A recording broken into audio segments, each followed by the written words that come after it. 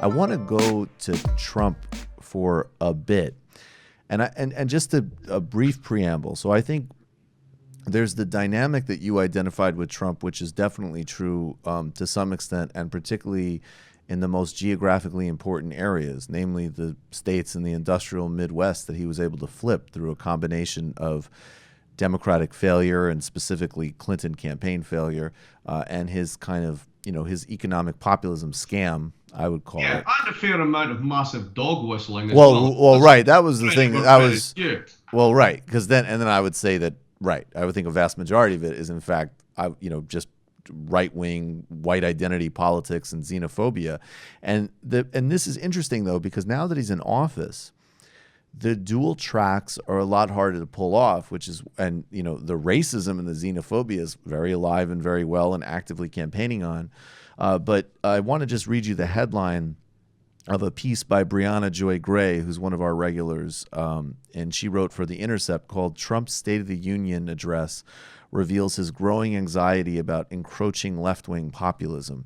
And I'm just curious your take on that, because of these newer Democrats and obviously Bernie that you're talking about, and because he's in office and he's not going to actually offend the oligarchs that fund the Republican Party, that opportunity to sort of play that scam of economic populism seems like it's diminishing for him.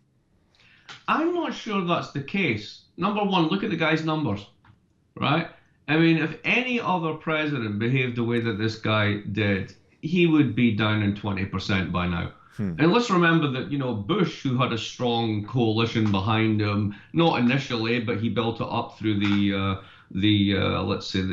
Iraq War and different colored alerts and basically scaring the bejesus out of people for a while. By the time that he left office, he was down to like around 30%.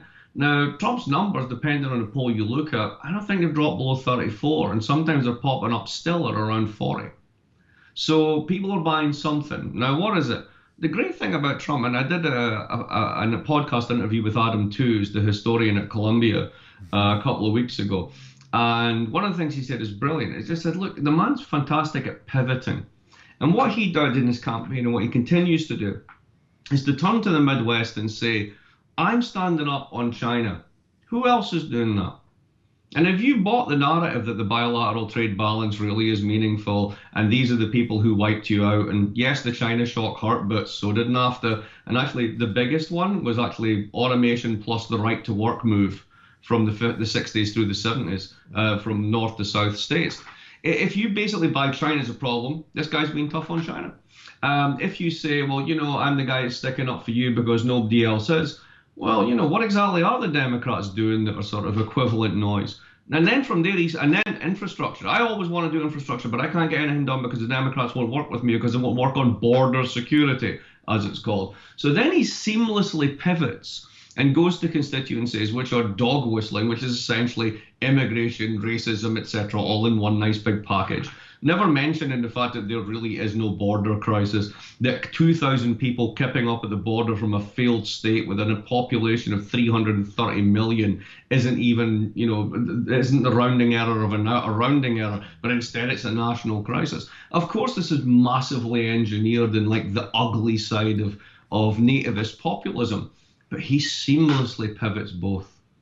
And that's what makes it so powerful, and that's what makes it so dangerous. So I don't think that's run out of steam.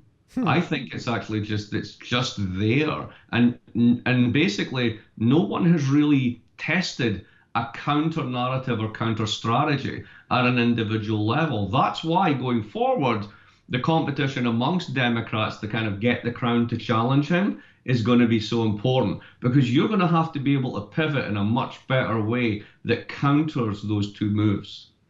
I agree 100% with the second part. I think the first part, I mean, I don't know. To me, his poll numbers now are, and I think maybe even relative to Bush, we might even be slightly more polarized at this point. And it's certainly polarized. It's but I think his base, I mean, that number is the Republican Party. And I think that the Republican Party is the party. It's a fusion of oligarchy and white identity politics. And frankly, and I think that the people that voted for him out of desperation and because of Democratic total failure I don't know if they will show up for Democrats, but I don't think they'll show up for him. I think it would be more likely that those voters would just stay home. But we'll see. That's yeah. At this point, that's totally plausible. We simply don't know, right?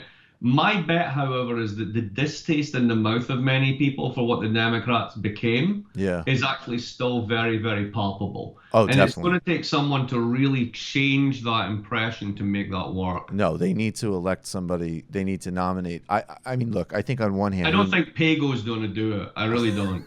Really? You don't think Pago's going to electrify the forgotten? For every penny we spend on old people, we need to screw the young by an equivalent amount. It's like, I don't think so. I don't think that's the winning formula. Maybe it's just me. Yeah, you can't see that like in the, you go through history. It's like coming out of the Mandela and King, all great oratory. They're actually talking about some version of Pago and sensible budget priorities.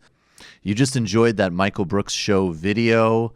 And you can get a lot more by subscribing to us here at the Michael Brooks Show YouTube channel. It's literally right there.